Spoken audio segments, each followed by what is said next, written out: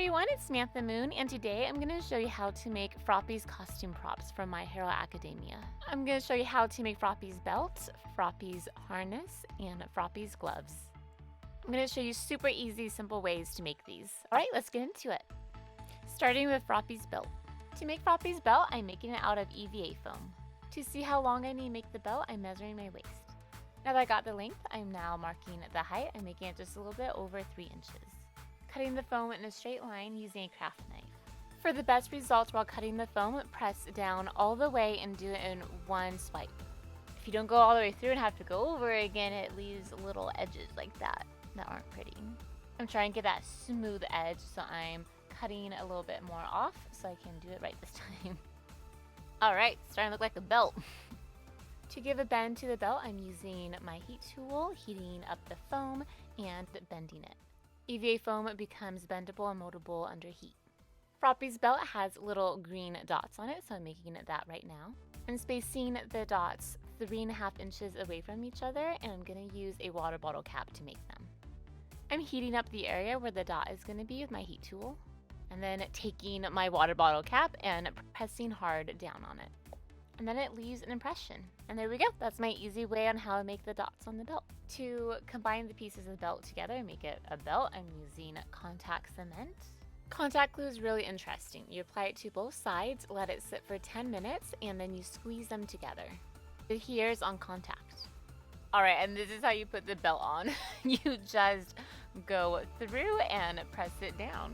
When you're measuring it, just make sure it can fit through your whole body. Time for paint. For a base, I'm using Gesso.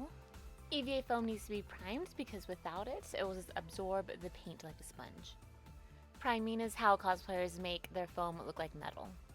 Now time for the fun part, time for paint. I'm using a light tan acrylic paint. I should have totally painted it before I attached the belt together, but I was just so excited to piece it together and to make it that I did that first and painting second. Don't forget to paint the top and the bottom as well. Now I'm painting all the circles green using a tiny brush, trying not to get it on the tan paint I just painted. To add definition to the circles and to make sure that they look indented, I'm using a darker green in the crease. And to clean it up, like if you mess up, put paint on where it's not supposed to be, you can just touch it up and go back. And just like that, Froppy's belt is complete. It's super easy. Next is Froppy's harness. To make Froppy's harness, I'm first making a pattern.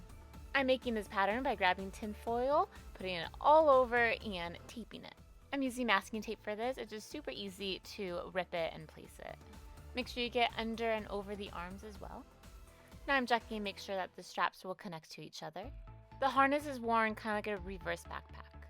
Now that I have a base for the pattern, I'm now drawing it out. I'm not doing this fancy at all, I'm just eyeballing where I think it should be. Her harness is a strap above the chest and then straps around the arms. Rounding the lines under the armpit out a little bit, putting more tape on the armpit, and tracing the lines of the arms. Alright, now that my template is outlined, got a rough sketch of it, I'm gonna cut it out. I'm cutting right on the lines that I drew. Here's the template cut out. Alright, I'm going to use this pattern to cut out some EVA foam. So I'm cutting it in pieces so it can fit on my foam. I'm splitting it up into 3 parts, the arms and the middle piece.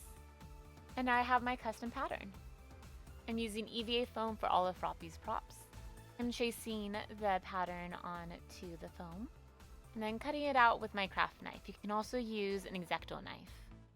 Oh, and for her harness, I'm using 2mm craft foam. Find this craft foam on my Amazon page in the description below. And now we have all the pieces cut out in EVA foam. It looks much nicer than the template did. With contact cement, I'm connecting the middle part to the arm parts. Here's what that looks like. And now I'm priming the foam and then painting it that tan color. Okay, so I just painted it in that tan acrylic paint, and now to cover up these seams in the front, I'm applying 2 strips of craft foam and applying these with that contact glue. Froppy's harness does have these 2 strips right here, so that's why I cut my seams right here so these strips can hide them. Froppy's harness has these little dots, 2 on each side, so I just cut out little dots out EVA foam and hot gluing them on. Almost done, just need to connect the arm pieces together. Contact glue on either side. Contact glue just really holds strong so I don't have to worry about it breaking. And then bring the pieces together, and this crease is going to be under the armpits, so the armpit is going to cover it. This is what the completed harness looks like. Alright, so again, no Velcro needed. You just slip it on, and there you go. You're all set. Lastly, we're going to make Froppy's gloves. Because I'm making this tutorial super easy, I'm starting off with some nice leather gloves. And I got these in a large, so they're a little oversized on me. To make the cuffs on the gloves, I'm tracing the glove. And then I'm cutting the craft foam out. I'm using the 10mm craft foam for this. I'm making these thick, just like the belt, so I'm cutting them about 4 inches in height. And for the length, I just made them long enough so my hand can slip all the way through. Here's the piece all cut out. To get that nice round shape in the cuffs, I'm using my heat tool and heating them up. After heating, I'm rolling them up to get that bend. I did this to each side one at a time so the heat wouldn't cool. Bring them together with that contact glue. Contact glue really is the best glue for EVA foam if you want the EVA foam to hold together well and not break off. For cosmetic features, I think hot glue is totally fine.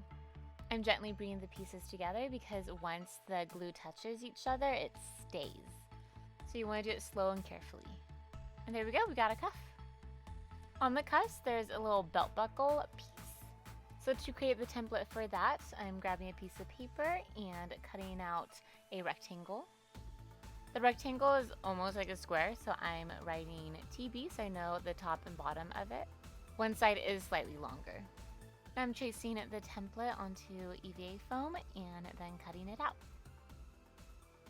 The edges are a little bit round, so I'm rounding them out. And now cutting out a smaller square inside of this one. I have all the pieces cut out, now time for paint. Applying the base coat of gesso. Doing this both on the cuff and on the buckle. Painting the cuff with the same color used on the belt and the harness, that light tan color. And for the buckle, using the same green I used on the dots. Apply about 2 or 3 coats. To attach the buckle to the cuff, I did hot glue on one side to test it out, and it was a little hard because I applied hot glue on the whole thing and then plopped it on and kind of burnt myself because I was trying to get it on there fast before it dried. And then for the second cuff, I tried out contact glue for it, so I applied contact glue to the buckle. And then I also applied it to the cuff. To make sure the glue marks on the cuff match up with the buckle, I first traced the buckle on the cuff using a pencil. And then slowly and carefully apply that on. I think I like contact glue better for this part. And there we go, we have 2 cute little cuffs. Time to attach them to the gloves. I'm trimming the glove to where I'm going to connect the cuff. And then I'm applying contact glue to the front of the glove. And then applying some to the inside of the cuff on the side where the buckle is.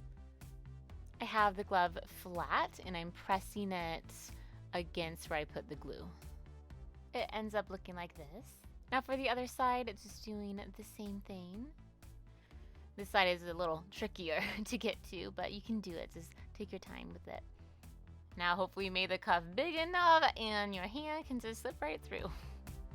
And you can easily remove it. The glove I bought is a light tan color and it matches the cuff pretty well, but I just want it to match perfectly, so I'm using the same craft paint that I used to paint the cuff and painting the glove with it.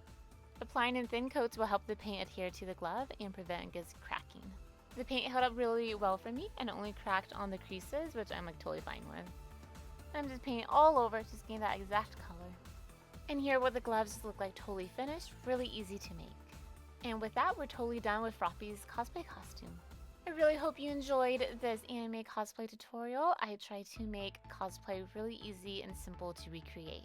I buy most of the things I use for cosplay off of Amazon, so you can check the description for my Amazon page so you can find the stuff I used. My next anime cosplay tutorial is going to be on Froppy's goggles, so look out for that. Thank you so much for watching. It really means a lot to me. I do a bunch of anime cosplay on my channel, so subscribe to see more, and here are some other videos you might enjoy. Alright, so I'll see you next time. Bye!